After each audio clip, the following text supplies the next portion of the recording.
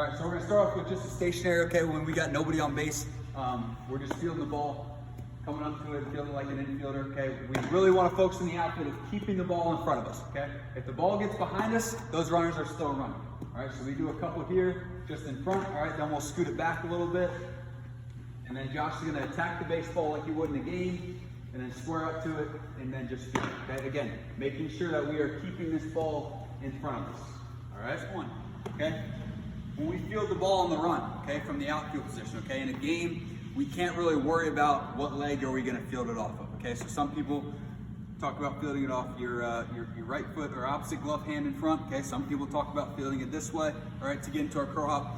You know, in a game, we don't have time to think, all right? So I really don't care about which leg you field off of, but I have more space this way if my opposite leg is forward than I would here getting cut off if it takes a bad hop, all right? So we're gonna start here in the standard position, okay? He's not gonna move his feet, all right? And I'm just gonna roll the ball to him, okay? And he's really focusing on fielding the ball and getting the glove out in front, okay? And we wanna get the glove out in front so that we can see the baseball, all right? If we start to field the baseball back here, all right, as I'm moving, my head's gonna come in front and I'm gonna lose sight of the baseball, okay? I wanna keep my eyes on the baseball at all times. So that's why we're focusing on extending the glove out in front, all right? We're just gonna roll a couple. He's gonna work on getting the ball out in front.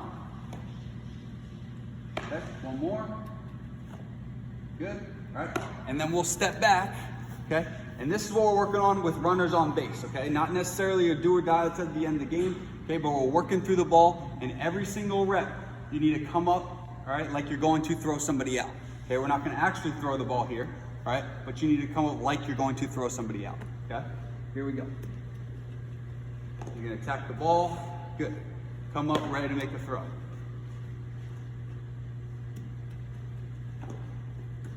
Good, all right?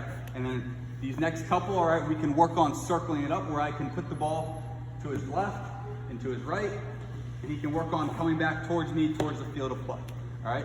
On all of these reps, all right, we wanna come back towards the field of play where the ball came from, okay? We don't wanna be fielding the ball towards our right and going towards the foul lines, okay? We wanna be coming back towards the field of play.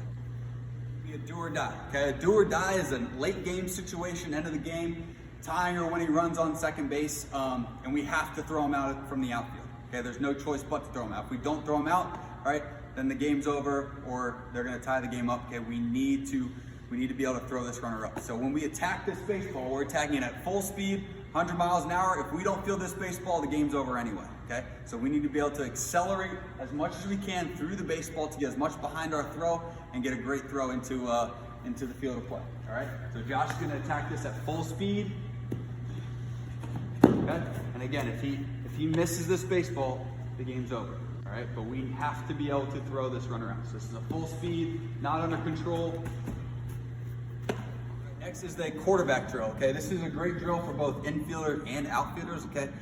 Infielders still have to go back on baseballs when they're hit between the outfielder and the infielder. Outfielders always need to go back on baseballs too as well. So we're gonna work on our first step, okay? Now our first step, all right, we gotta really focus on opening up the hips all the way around, okay? Whether that's taking a false step, okay, or whether that's keeping this leg planted and opening up. Whatever that you can be the quickest at is the one that you should do, all right? So in this drill, okay, we're gonna start straddling a line. If you don't have a line, that's okay. If you're just gonna do this in your yard and just work on that first step of opening up the hips, that works too, all right? But if you can pick a place in your yard that you have behind you, like a tree or something where you can see your partner, if he's going back in a straight line or if he's going off to the side, all right, then we can correct that. So we're gonna first, I'm gonna say go as a coach, all right? He's gonna open up all the way, make sure his hips are all the way across the line, and then he's gonna start sprinting backwards, head behind, all right, and then going to make a catch. All right, there's a couple different plays that we can do with this. All right, we can make him throw the ball or catch the ball on the run, right? Or we can have him set up and work back towards the field of play with what I like to call get behind the baseball, okay? Which is what we talked about in our earlier segment of getting behind the baseball, okay? So here we go, Josh, ready? Go. He's gonna sprint back, okay?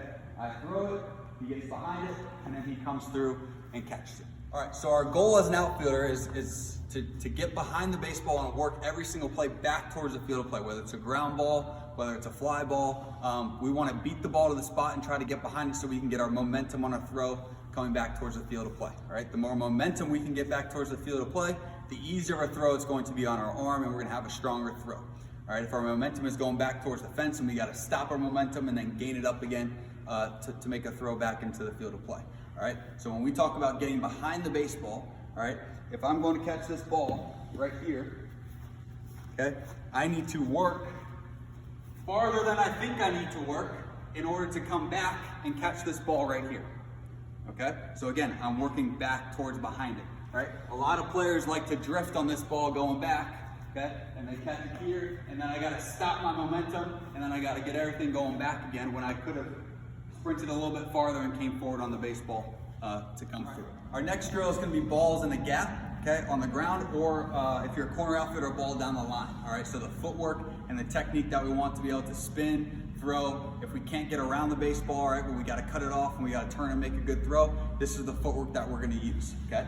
So we're gonna imagine Josh is in left field, okay? And there's a ball hit down the line, all right? So he's gonna field this ball, I'm gonna roll it to him.